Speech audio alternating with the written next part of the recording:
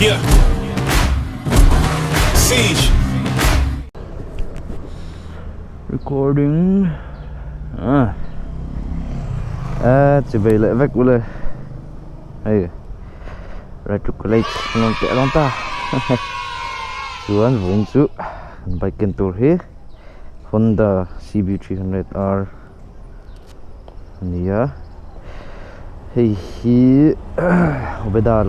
Obeda Enterprise lampang trăng. Hey mình còn họ tira phal takin. Lo mom khop mai. Khal chang na rai tol tu hai bike te. Kala khal vak mi lo hey. Tối tết khalang ba kala khal lo.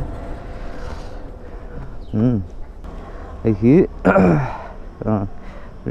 Neo Sports ani lo Neo Retro Cafe hami han tia ri ching che lo chuan aspect si soi zung in aspect ti lema a ke hi 100 by 110 ngate ka vlog kha to deu ni soi sur trong so me hi 110 ania section hi MRF ref C1 manga chuan 150 manga C1 hi chatok khop me chuan a thil lang soi tur na po to an soi so zer nga engine hi 300cc atling chi lawa 295 nge 9060 well burning ka en khania a bike te hi a lian mi lo nangin a muk khat de chang me a fit mel ngoi me mo chak vet vut chuan USD forks manga ta hen Nissin radially mounted caliper rom ta chuan pedal disc malen hnung ABS ve nia chuan ha gara nei lawa a setel hi chu tian nat lo chu ni mi lawa exhaust bo hi tlema lo T5 ve da tur ni mala exhaust bo moi tok viwa hi vo choba ni karinga chuan tlai ben pipe ron chhod ante hei purple titanium ang deuh rong hen oma na ro khop mai hi BS6 ania tol tron ngal mo bup mengo hi start vet ila chun hetiang mirror vel hi stock ani to lawa an thak to mirror te ka vu kal to ni la ades vel hi zu tia so to lo interesting lutuk let's ride chuan gear roma trip meter chuan average speed ami hu chuan ta hen speedo teko lo sana hi hetai ko lo ni trip A trip B alat lan tlem khop mai thar boka kilometer zali sumruk paruk chin hilatan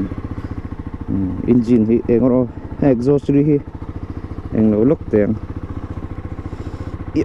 khaya lak lo ka dun na chu lak lo thai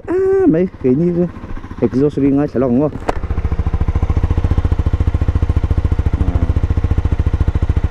ari te hi a smooth hey a vin do tak te mai a smooth khop meri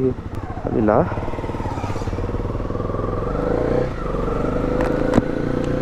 right to college tile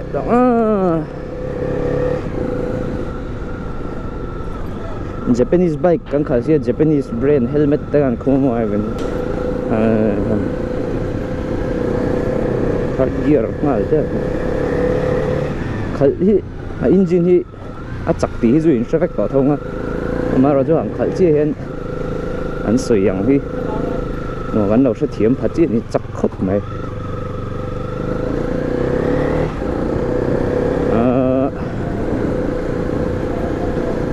he bike hi nuai ni singruk le claim in a complete hi BS4 version ai khana tlom dei joka a chan chu BS4 version kha chu CKD an ti mai ei knockdown unit ang mo om je chu part siam sa vek heta India rem khom chop ang chi khan rong kalta kha i a part khutlama rem khom chop ang chi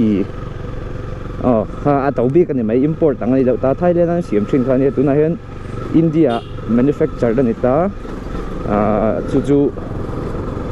tam tak chuan India siam ani wang khan thalo tura han in lo ngai runga tange hei hian aman hi ron ti tlom so ta ama khan nuai thum kha kai khale ka chiang toro BS4 ni la khan mo chuan nu lo ka han BS6 kha an ron ti re box hi ma se an va de na chu BS6 zoki ron tlom ta sota chuan henga tang kan tang o power atang tran tai la kung khu clear phian na an ti vel ko chung ania tlan vu chi lo ma ro chu speedometer lo i jo rina ga lo tlan chak le thina ol sam lo tu ko an her deu zot ne no chete her po kal deu zuk mai ni ain fit lu tu ko mo ba ki mo ama hi azang ra ke ji za som li le paruk vel nge li sari vel kha chu ati jong ka sin sia vek thei lawa hamar chu tiang bor vel chu nia azang khup mai 300cc ve sia chuan a power chung chang vel chu sei don lat lai kong chei ka ning lu tok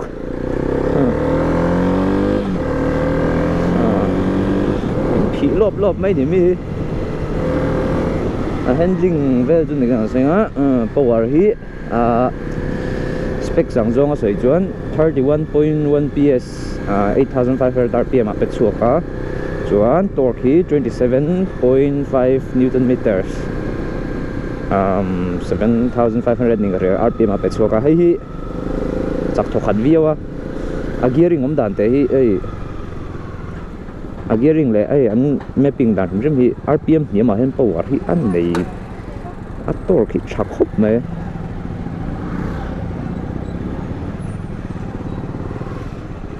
chuan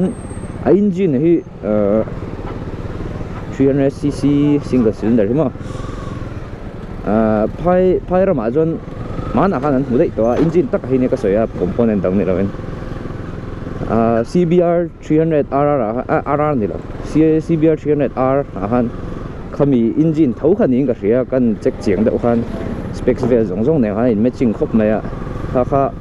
omje tak chu India hi jong kan hu velo ta khang ho kha chu amaro chu hei engine component tharlak build ai chuan tining Honda ho hi hemi bike ka han an ron a core vel hi ron ti dang lamin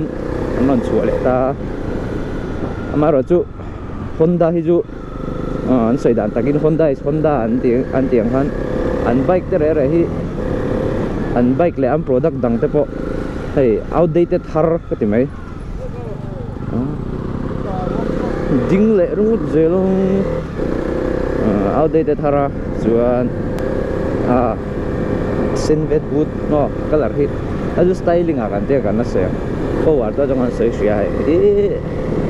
ka 60 kan lo kai le der to kho chung speed limit chu kan pel der so chu mi fa smoke na sa va khai oi la kang tel ni ha a khu hi a var chu ya khu ki jon tlang pu hian oil hi lo kang tel thina chu sei ve mai a zelang chuanin power vel chu kan sei that khan vi deng a ria chak vut ani tom mai mo a engine ha dual overhead camshaft ania 6-speed gearbox slipper and assist clutch naya slipper and assist clutch diva chu ka sei fia to khel lo anga chuan a clutch pull po hi a name khop mai anuam ko chu khat mo name dip zai mai ya pan ko ro lipot zuk mo lipot kal zung mai tuna de khan third gearing ka pull ta i overtake down pon gear ni ma da lutuk khanga yo ta fourth gearing pull sina khop mai overtake nan jon du thu sam second gear chuan second gear te first gear mo lo zu ti le thina mai ro chu gear khathi lo lom thina noi lama han chuanin 你看像pot handling chung chang vel du la soi to dai la handling hi a nuam hai flickable thau ama ro chu a nget ka ti mai USB forks hi amalam bang hen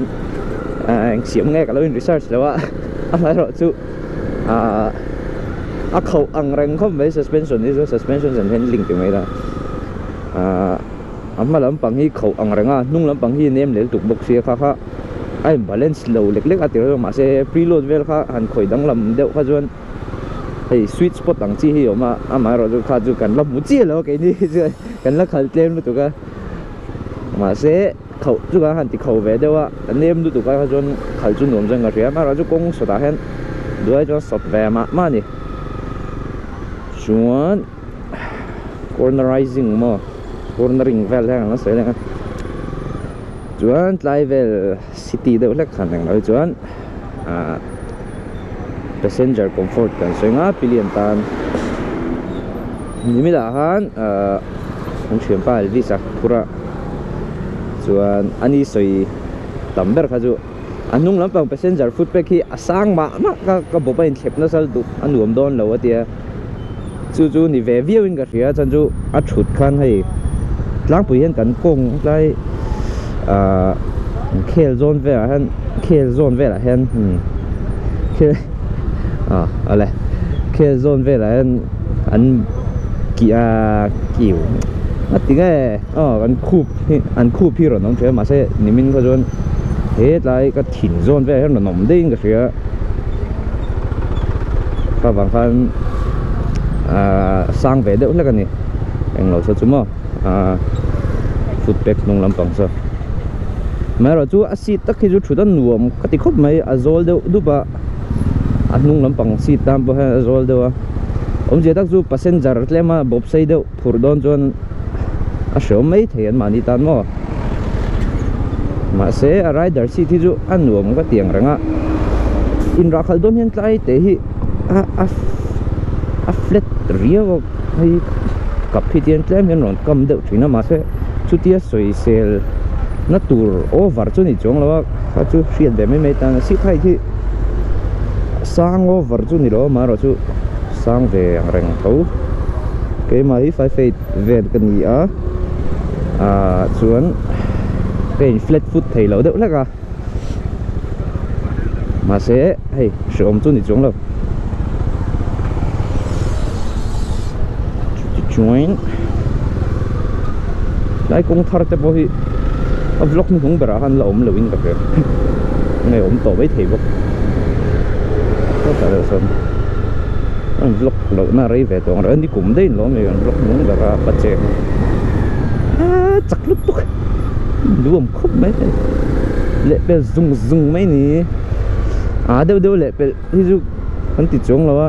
ma ra chu tan chang ve to cái ni chu nan ti ve khang lang ila và han hei kan kon fi ve tok to chuan suspension and handling an sai to mai le chi company claim thi 30 km/l velania chu 300cc chuan a he over chu kan ti lo nga amai ro chu 300cc nge chu a he ve deuh chuan 30 kha hei phai zola te sangat ta ai zolang ai jong kan hu don lo chiang sa 30 ka chu kan reach 25 bor vel kan hu parenga chu a tha ve tho khat viau hor nom na ka zu hai le thi nang lo zo phi signal light zo hi ka zu pat thina hei ka complain ve pakhat lai a horn hi me har sa hei invert chen data se pong lam pang hi het lama he nom jok ta se I ve lama he nom jok ta se an luom chi jok chuan kill switch vel te tan hazard light to ma chuan Honda tun lai anon ti thar deuh signal light pahnih eng sa hi a sial ve khop mai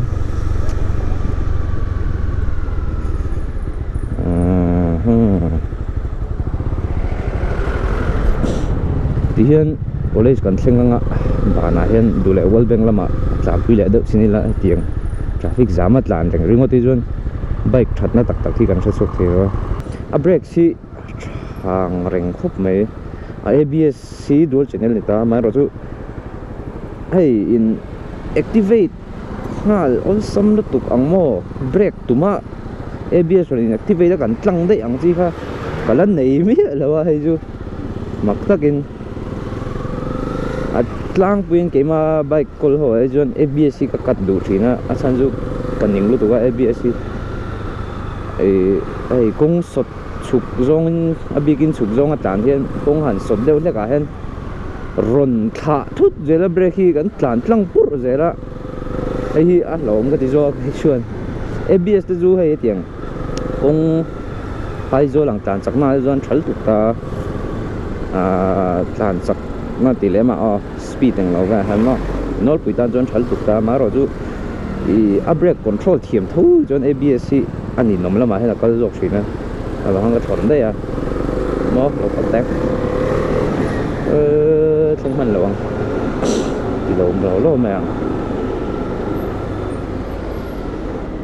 ni nom truck lian nu ta ni kan ning man monen thei jo min lo thei te mai ni kal man chak lom le lai ku cornerized na lo hu ni hu mỗi lâu thì motor silien cái helmet bốc lâu strip lâu ava buai khác ava chung còn lại anh strip lâu ngay helmet strip lâu min lâu một char đôi nếu mà gì lâu về gần tiếng lâu ngay để helmet strip lâu đừng lâu là nó safety first people đi lúc khi mà anh nhìn nóng vẻ đâu nè có chú mà tan rồi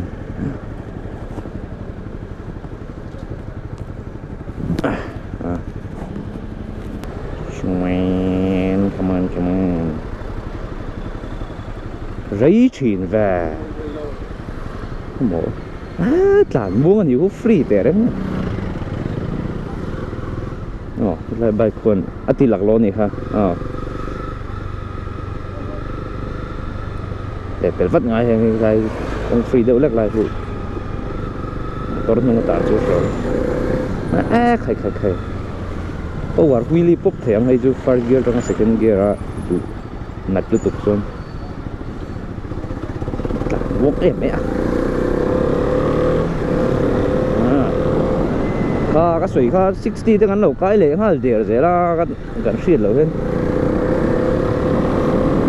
sắp vút khớp mới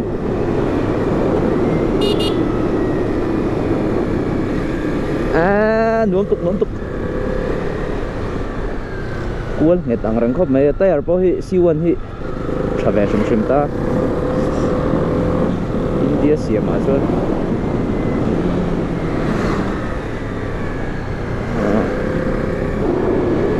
luồng em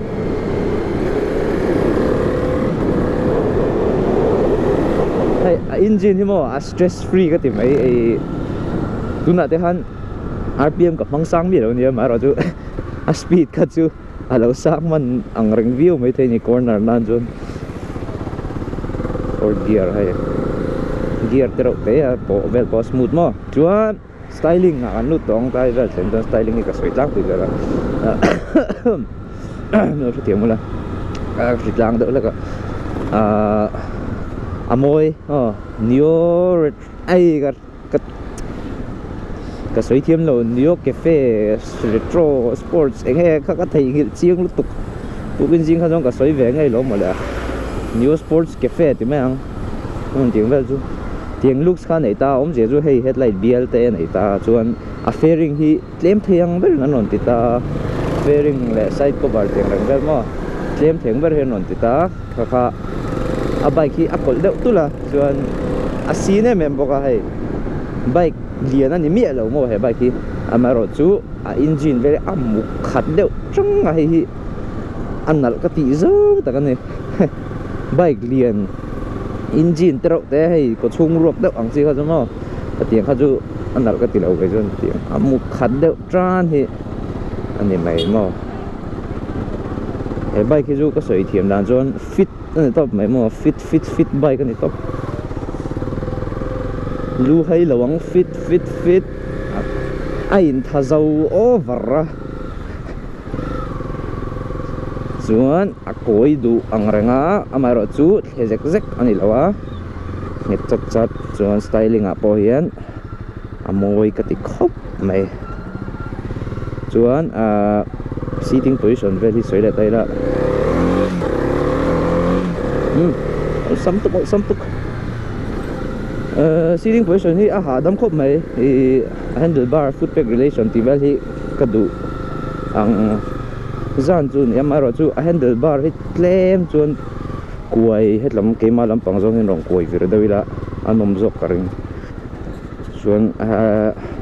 engi chu hei thak o samte just thei vek ani ta brake lever hi tlem in ron chho shat ka ti hei tian ka eng lo nen hian a in keima du da zon hei atlang poin tian ka dar atanga tia ka handlebar le ka brake vel thengi tian straight line ang vek tu hen ka du sina ke chuan khat le men hi arot sang thada he ting kan puthi tiang il lo in ti hian nom deu ngai ta chu ta soi sel ve na ni ma se kha jo itlai lu sa ti thak zo ni mai ta ma se ka bai kan ni lo angin ka lo khoi dang lam vak lo mai a ai na dap thei vek mo chuan khal chu anwa ani mai mo seating position ni chuan a foot peg om dan po hi ka du thu sam chi ti la sual lawang chan chu hei tlem chu nung ve deuh tho ma se nung lu tuk lo ta ma lu tuk ki chu hei pating thut lel tuk ta hei chu nung over lo a chuan ma over lo ta nung over ri chu som le ta naked bikes big a phei chon hei ti kan bo thak ve lo wang te ngan thutung box kan kein thlep lu tuk hi hei chu dom ka ti lo a chuan a tok khop mai ang lo bo hi hui ti vela han her da chin chu cha kom view na chu anh chu kan thei don lo tlat mo in sa run mom nei tu hi a phal lo chu ni chong lo ma che ka dil lo ve shim ma hai kan sa run wang chuan tu college kan thleng to do na mang comments pa da han college sai thlen ve le han ti top de lo in chung te ti lang ve la ti chứ thế tỷ lăn tuổi mấy mỏng rồi anh có lấy trả hơn mà sẽ nó phần vui vẻ rất bằng châu có lấy sung đi ấy Ripansania Regional Institute of Paramedical and Nursing Sciences nia chuan ta hian general store rom ta padamani ha on so kan canteen nia kan sukjel padang tampang hi kan department lampang chona nia hi library nia ki like office chuan sukjel taila tahen pharmacy department om ta pharmacy zirna nia hi nurse ho homna nia nursing ho tahin kalchak karinga ma se angkal lawang chuan kungvel khu building an sak thar vek ani ta khu nge mo ta khu khu vak lo tho ni jang han ru hat la zo chuan chun tlen fai ve ni ngor khu nyu ga chuk lo meng hostel lo ma khula ma khan chu jong chu ni mai shet ngai chuk lo in tang hang kul de ang heng building tu roi enge kala fe chi lo wa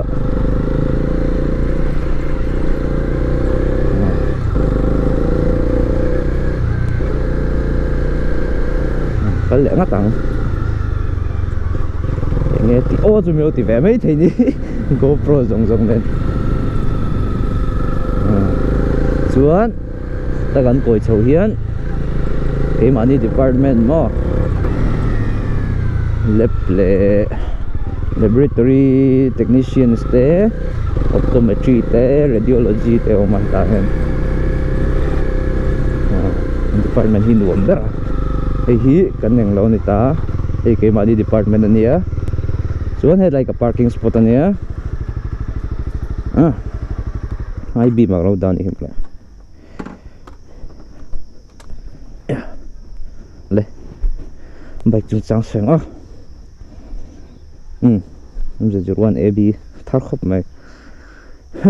khalan nuam khop mai ti zon summary yang hen ka soi tlang pui zela he handlebar hi ate he a diameter hi ate over ma mai o ka tia chuan brakes thaviwa side glass hi engma mu thai lo original kha thajok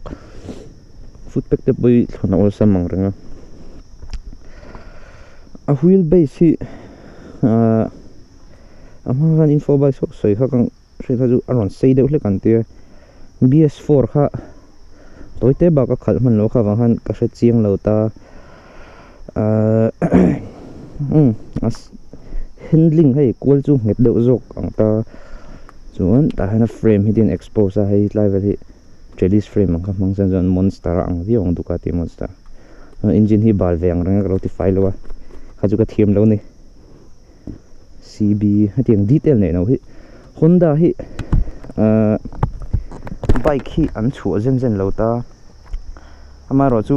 an chu chuna hi jon hei at that hei yang ber hin an non thuam deuh na puizela an bike ten update har thei khop maya hei po hi update chu kan mu mai chu ka ring lawa CBR te pon non chule tom ni lo hi mo USD Foxy man khop mai non lai radially mounted brakes ti vel hi chu hemi bolt hin muem hi tizong hi nakal ta ain kil dan hi chuan ritlang do mo them ta radially mounted azon tizong kal ta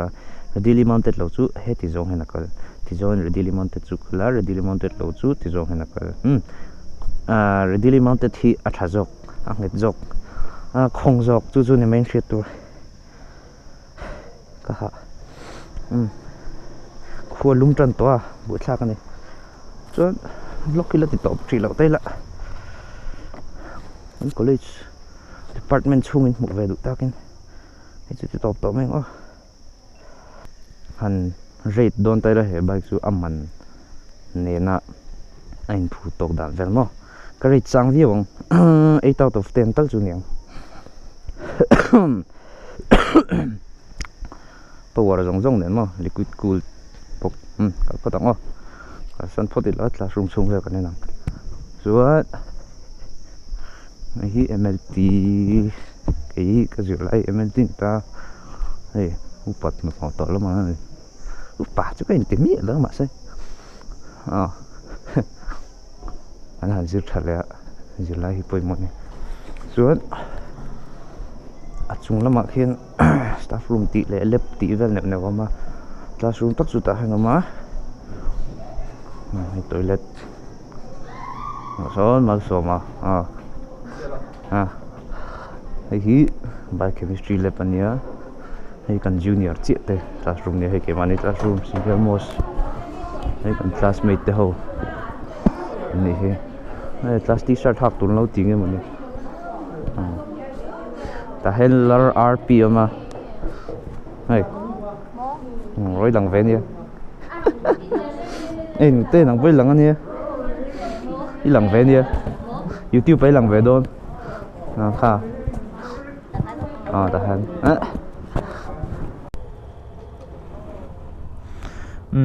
cần băng lại khóc mấy vườn chú hay gol beng lama ka tlan pui leng ka tin takna thim to re wa GoPro la mu that thei vak pu ring to lo ti hen mi dang chun hon nak nak do ga in chu phur tur nei leng kan ho do na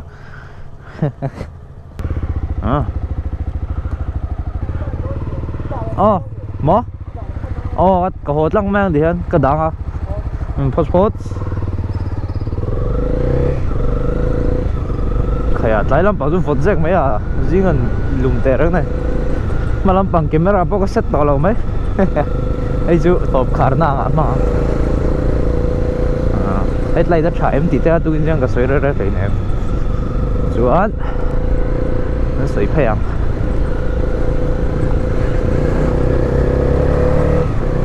vai rồi cái down thấy to lâu á win noise ôm đâu rất mấy thế á nên là cái thiếu mấy đó nè vai rồi team các phong bốc xì à green này cái hot lại lệ xì à video te ani mo ani purbik ani wa bide bye bye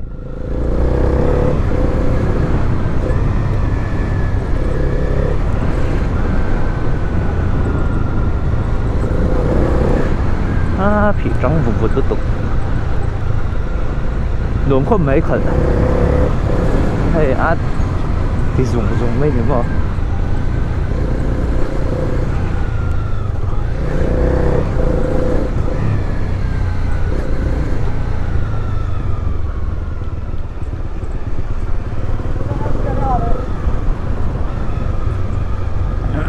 dễ sợ thế nhiều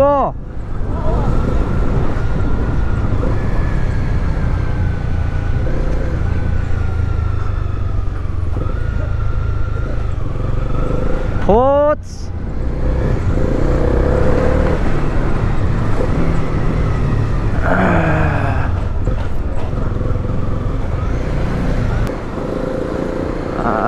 Honda hi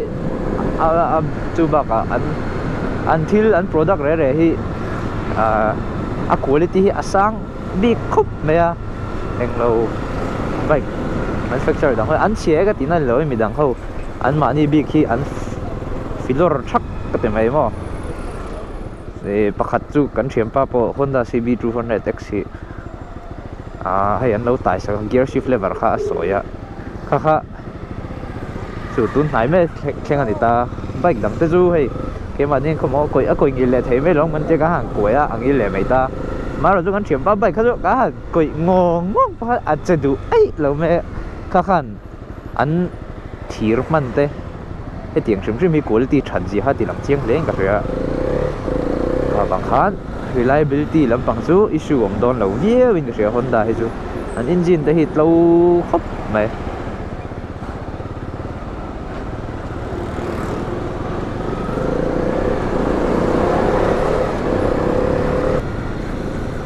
headlight thì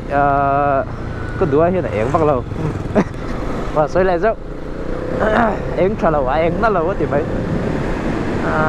nẹp khúc mấy headlight thì chun giúp mình về thành thấu nó em nẹp bằng này con đua hay sao khu xe mấy quay về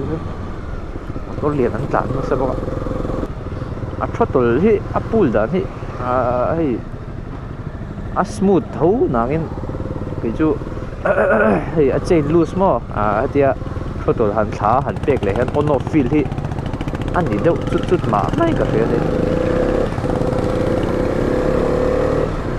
om le tiang throttle kan thla ta hay ka pek le chi hen chak deuh bok nen aron pot le deuh zuk zuka nunga phur te hin dang ve deuh or thei ne mara ju mani tlan di zo neng ma nom lo da me chong lo mi ka phur kha thei anh chắc là nó vàng rồi hay cái này chút đẳng nó được không phí đâu lốp in Quran chuan có choice lúc tục lâu á thầy lâu tí nó để chống lâu á xí thì chuan đùa lúc tục á mà rồi chú mà throttle on off thì anh nó về rồi first gear à bị ngắt thấy chuan thì làm về rồi mà throttle back về rồi khá hard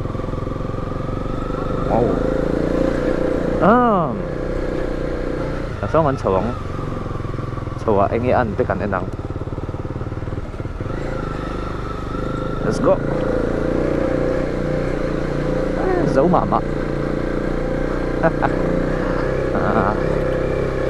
second gear vẫn là giấu ổn đấy second gear giấu tôi là third gear là bột thầy taxi local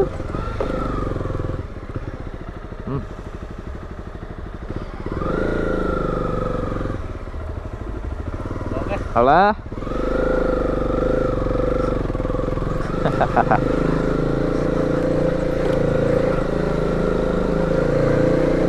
Taxi ra rồi làm thế đó lộn thì lộn về break phê lẫn tí lộn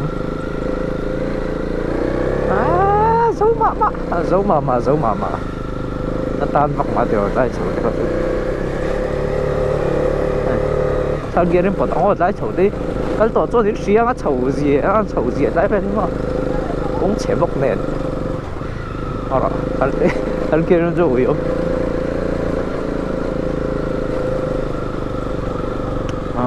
Obeda Enterprise sa tiyan kan ba hile pwede kan ba inang adule zum vlog adon tilang vek to jong lo mai la thui lu tuk do na da kan hi vel ju dei gar nga nan duam ase a throttle on off ka tiom je ti han kan peta ti hian ka thla ta na lo te ka pehlek ta kha tinga han a tok nga lu tuk khi hei ti hian kan ro ta tro pe de zeu da ha tin men tin ron the do lop zela kha kha cái chú mình đùm là cái gì bác dùng xuống à chỗ nào ông thấu nào chú hay hết tại vì hết anh nó sao cho bị cái cái kia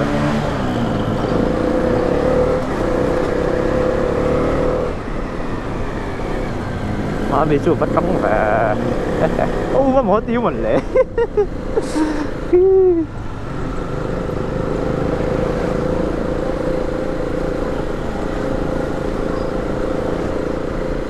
đấm tính làm được rất là mẹ break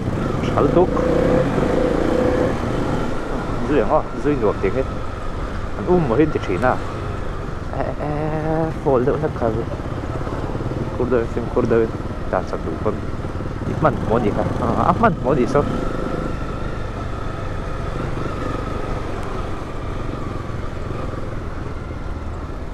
hôm có một tết chua lại đó là với cẩn class rồi liên tục không là này experiment kan ti practical mo rồi liên tục tôi sẽ về với mấy đi nãy hiện khát là kan chụp đón chứ à chuan chỉ han overall ông khang cái suy tổ tổ nào chú cái suy lẹng kami ha cần đủ ta cái CB300 thì bike chặt tắc cái gì khalan nuo mem nuo liên tục improve nuo mem nuo liên tục lâu long là chả cái tỷ lâu các anh suy sang mấy ngã kalau masa pan lâu cik boi lu tok CB300 thì chả kan ti chắc em chắc liên tục khalan nuo liên tục chuan anal view ani mase style hi chu hei mi hi kan mi tai nang lo veka trend hian analin ti lo mai theina ke ni zon nal kan tia hei he tiang bike holder tul mo ama hi fit bike ka ti mai ai ming phua mo jixar rese ka lak lo bike kan tia V3 kha chuai thei lo bike kan tia tiang zel khan hei chu fit ani top ama te hi a lightweight sia hei a power hi hei RPM sa tak ngai lowa ulsam taka muchuak thei mo beginner rider khatlan chak ngal fu tur ka ti na lampang ni lowin beginner rider tan pun hei anelom a bike hi khalan duam amo chuan city hospital don aman hi phuem ti hi nia 300cc ania tiang khopian engine refinement le ama shim hi refinement a tha khawa khan aman chu a phu vi win ga ria ama ro chu social na neu ka nei ve ma sabera chuan petrol hi ka duai na he shet ka ti khan hei ke ni ang college local tan chuan kan income mu ve chun po ai part time na hatia ke ma bi kan soing tia video te in nei thalak videography level ka ti thin wang hian khating khan part time angin poisa tlema zong kala lu tani ve maya thian te nan nei so to lai ke in ju kan zir thale khang ve khan kha wa khang ke ni ang tan zon tlem zon a he deuh hret ta petrol hi chuan passenger tan thu tan nuam vak lawa chuan kan thleng to bak chu kan sei chun jom to ma ang chang sei to tho hai em bối về thôi cái đá đòn sao trong lầu bác phân mày không yêu mềm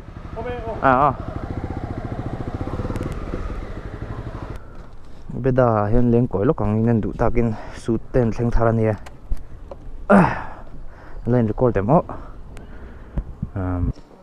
hey cái rồng vlog anh yêu YouTube phải lắng anh yêu lại thêm mình là on sạc tàu bắt thêm về lại mi hay ở bên đó hiện su tan thleng thar nu la mo ai eng tok thawang ti khan full su tho hi tlom ania eng te hi sang ku a zani thalutuk hi sang rian za sari ti te full su 2 piece te 1 piece te po hi nal khop mai kan thian pa ti mai la kan hmer hriat in tiang deuh hi nei a kha wang han heng zu a du lo hi Alpine Stars in tia ori nge ori lo hi zu kan soi vak lo mai nga ya then zu ori ni a then zu ori ni lo ta amai ro chu leather na hi chuan he tiang ho po hen aveng don chau ti kha top pro a guard mo leather na hi chu slide dola aveng thadon chau atlom hlom ani hi tiang hang tes 2 piece ni ta ang te poi 1 piece ania na lutuka ang te sing kai lo i 1 piece tàu gì in shit rider tự lắc so cho nên shit cái ringa hay xin cái lầu sáng của té chân phải chú sáng riết tên dia thật gì sẽ phải càng lầu về châu rồi bây giờ hiện xuống hết là mà hiện hiện lầu indoor lệ mẹ cả rồi bye bye rồi xuống Motorex hi an mani distributor anh nhé anh vel zu kan cover nual to ta an thlen tharang ho hi jacket riding jeans te hi in chaina chi jacket mo nei tro ania hlom khop mai hi BMW USB ke top rack support tu te tan chuan tu thu sam ani chuan tiang te hi armor vo thei vek ani ta bu tho po hi atlom hei mo tam tuk short boots te na hlom khop mai jacket te bon thleng thar nu la helmet te po ti zong khan me ro se viewer zong te pathian in chung te le nang mani ma som theu cheu se dam na tha pe vek cheu ro se kan lo me bye bye